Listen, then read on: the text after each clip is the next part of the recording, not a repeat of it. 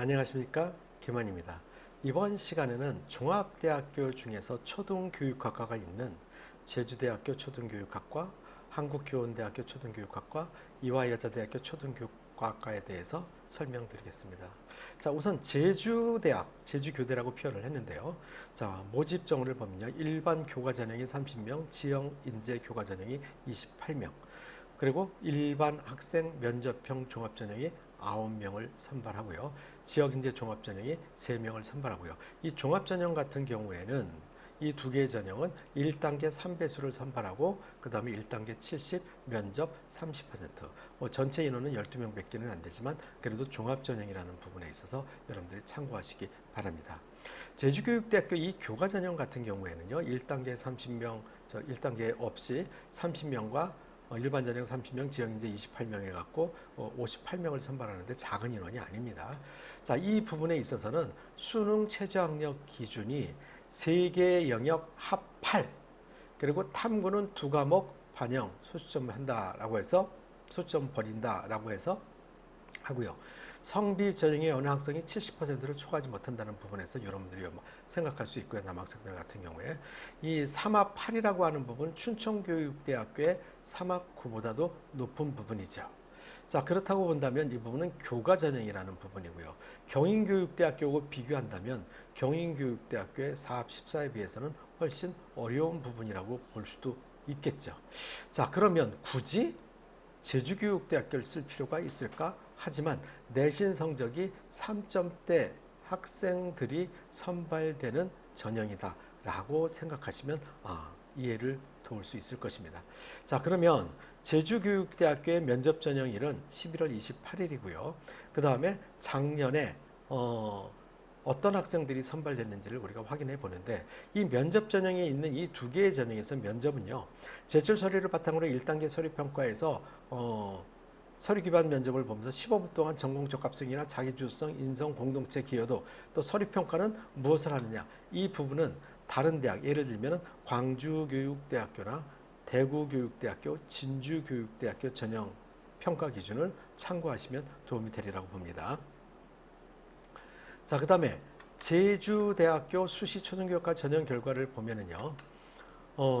교과 전형의 일반 학생이 평균이 3.46, 그 다음에 50%가 21, 70%가 3.41, 모두 3점대 학생이 선발이 됐죠. 자, 이런 부분에 있어서 교과 전형이 3합 8을 맞출 수 있는 학생이 3점대 내신을 가지고 있으면서 3합 8을 맞출 수 있다면 제주교육대학교 일반 전형에 지원해 볼 수 있다는 걸 한번 기억해 보시고요.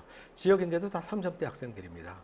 그 다음에 종합전형 같은 경우에는 몇 명 뽑지는 않지만 9명을 뽑지만은 2.31, 2.28, 2.4, 2점대 학생이 선발된다는 거. 농어촌 전형도 2점대 학생이 선발된다는 거 참고하셔서 지원하시기 바랍니다. 자, 그 다음에 한국교원대학교는 변경된 부분이 크게 없는데 여기에서 보면은 한 명이 증원이 됐다라는 부분이고요. 그 다음에 사회통합 종합전형 한 명이 그 수능 최저 등급이 없어졌다라는 거, 이 부분들 생각해 보시죠. 장애인 전형도 없어졌다라는 부분. 그리고 이제 이 지역인재 교과 전형 같은 경우는 2명을 선발하는데 교과 90, 봉사 5, 출결 5, 그 다음에 국영수 탐 4합 12를 지켰을 때 가능하다라는 거. 자, 이 부분은 지역인재 전형 2명, 교과 전형이다. 나머지 부분은 종합전형입니다. 1단계에서 서류 100%에서 3배수를 선발하고요. 2단계에서 서류 80%, 면접 20%인데 이 면접이 굉장히 까탈스럽습니다. 자, 교원대학교 면접 같은 경우에는요. 제시문 면접을 보고요. 이 제시문이 굉장히 긴 제시문이에요. 긴 제시문에 대해서 답변을 할 수 있는 문항 발표 자료 작성하는데 10분 정도의 시간을 주고요. 그 다음에 그 숙지한 내용을 가지고 3분 정도 발표를 합니다. 3분을 발표한 내용을 가지고 그 내용에 대해서 질의응답을 3분 정도 하게 되고요. 그거와 관계없는 개방형 질문을 또 4분 정도 합니다. 제시문 면접에 대한 답변, 질의응답, 개방형 질문의 질의응답. 자, 이런 거를 토대로 여러분들이 면접을 보게 되기 때문에 굉장히 까탈스러운 면접이라고 볼 수 있고요. 면접의 변별력이 상당히 크다. 한국교원대학교 같은 경우는 이렇게 생각하시면 되겠죠. 자, 그럼에도 불구하고 한국교원대학교를 선호하는 학생들이 상당히 많이 있습니다. 자, 그 이유는 종합대학교이고 그 다음에 복수 전공이 가능하다는 것 때문입니다. 물론 초등교육학과를 지원하는 학생들 같은 경우에는 뭐 큰 문제가 없겠지만은 나는 초등교육학과를 가기에는 성적이 상당히 부족해. 생활기록부가 부족해. 그럼에도 불구하고 나는 한국교원대를 다른 과를 가서 좀 낮은 학과를 가서 합격한 다음에 초등교육학과를 복수 전공할 거야. 이런 학생들이 있다라는 얘기죠. 이런 면에 있어서도 한국교육대학교에 매니아층이 생길 수 있고요.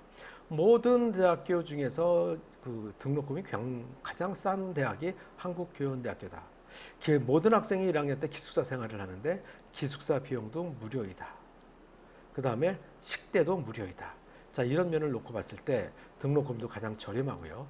그런 면에서 놓고 봤을 때 한국교육대학교의 매니아층은 상당히 두껍다. 또 임용시험을, 초등 임용시험을 볼 때 지역 가산점을 자기 지역에도 배정을 해준다. 충청도 지역뿐만이 아니라 대학교가 있는 충청도 지역뿐만이 아니라 내가 졸업한 고등학교, 출신 고등학교 있는 대학의 그 지역에 서울이 됐든 나는 집이 서울이고 나는 경기도라고 한다면 그 지역도 가산점을 받을 수 있다. 현재까지는요. 자, 이런 것들이 한국교육대학교의 장점이기 때문에 매니아층이 상당히 두터운 학교이고요.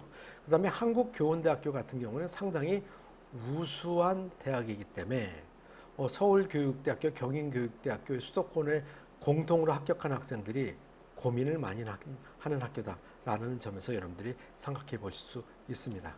자, 그 다음에 한국교원대학교 초등교육학교의 그 전형 결과를 보면은요, 자, 1단계, 2단계 합격자 점수를 그냥 바로 보죠.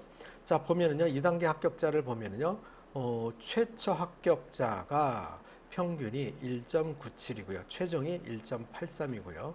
자, 그 다음에 최저가 2.25. 사실 2.0이 넘는 학생이 한국교원대학교에 붙는다는 것은 쉽지 않은데 작년에 이런 학생이 나왔습니다. 자, 그렇다고 놓고 본다면 다른 물론 종합전형이고 면접을 통해서 보기는 하지만 성적이 그래도 높은 학생들이 합격하는 학교다라는 것. 그 다음에 면접 점수를 보면은요. 최저가 8.78이고 그 다음에 최고가 20점이다 보니까는 결국은 12점 정도가 차이 난다는 얘기는 뭐 점수상으로는 12점밖에 안 나지만 하지만 이것은 100점 만점 중에서 12점은 상당히 큰 점수입니다. 1000점 만점에 120점이라는 얘기예요. 자, 그러다 보니까 면접 변별력이 큰 학교니까 한국교원대학교를 준비하는 학생들 같은 경우에는 면접 준비를 꼼꼼히 하시기 바라고요. 면접 일자는 11월 30일로 뒷부분에 있다 보니까는 준비할 시간이 어느 정도는 충분히 있다고 생각할 수 있습니다. 자, 다음으로 자, 이화여자대학교 초등교육학과 같은 경우에 올해 변경사항이 교과 전형이 학생부 교과 전형은 100%로 선발을 한다. 전에는 과거에는 면접을 일괄 합산해서 선발을 했고 수능 최저 등급이 없었어요. 근데 면접이 폐지되고 수능 최저 등급이 2합 5로다가 생겼다는 것이 다른 점입니다. 자, 그 다음에 미래인재 종합전형, 서류 전형인 종합전형, 그런 게 종합전형은 서류 100으로 과거에도 뽑았었는데 수능 최저 등급이 3합 6에서 2합 5로 좀 완화가 됐다라는 부분 여러분들이 생각하시고요. 고른기의 종합전형에서는 수능 최저 등급이 없어졌다. 자, 그럼 수능 최저 등급이 없어졌을 때는 서류 점수가 좀 높아질 수밖에 없을 것이고요. 수능 최저 등급이 완화됐다는 얘기도 서류 종합 점수가 좀 높아질 수밖에 없다. 다만 수능 최저 등급이 없었던 교과 전형 같은 경우는 수능 최저 등급이 생김으로 인해 가지고 내신 성적은 조금 더 낮아질 수도 있다라는 것을 참고하시기 바랍니다. 자, 그러면 작년도 고교 추천 전형 같은 경우에 교과 전형이었었죠. 근데 여기에서 수능 최저 등급이 없었던 것이 생겨다 보니까 70% 컷이 1.28이었다. 이거보다는 좀 더 낮아질 수 있는 요인이 생겼다라는 것을 여러분들 생각하셔야 되고요. 미래인재 전형 같은 경우는 수능 최저 등급이 3합 6에서 2합 5로다가 완화됐다는 얘기는 이 성적이 조금은 높아질 수도 있다는 것을 참고하시기 바랍니다. 마지막으로 지금까지 설명드린 내용에 대해서 궁금하신 점이나 개인적으로 질문할 내용이 있으신 분들은 화면에 나와 있는 전화번호로 연락을 주시면 상세하게 설명드리겠습니다. 혹시라도 연락이 잘 안 되시는 경우에는 문자를 남겨주시면 시간이 될 때 연락드리겠습니다. 기망 컨설팅에서는 교대 입시 전략서와 인터넷 강의를 준비하고 있습니다. 입시 전략서인 교대 입시의 모든 것과 면접 준비서인 교대 면접, 사대 면접 두 권의 책을 출간했습니다. 자, 이 부분도 참고하시기 바랍니다. 다음으로 2026학년도 수시 교대 입시 설명에 대해서 말씀드리겠습니다. 교대 입시 설명회는 줌 설명회와 현장 설명회 두 가지로 나눠서 설명을 드리게 되는데요. 7월 19일부터 시작해서 8월 달까지 5회에 걸쳐서 진행합니다. 여러분들이 직접 참여하시면 너무나도 좋고요. 부득이하게 참여하시지 못할 경우에는 줌 설명회를 이용하시는 것도 방법입니다.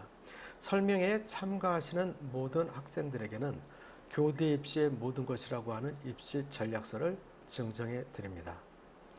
대면 설명회하고 줌 설명회의 차이점이 있다면 모든 것은 다 같은데 개인 상담 시간이 별도로 있고 없고의 차이가 있습니다. 대면 설명회에서는 개인별로 생활기록부를 분석해서 학생의 설명을 10분 동안 해드리고요. 줌 설명회에서는 이 부분이 없다는 것이 차이점입니다.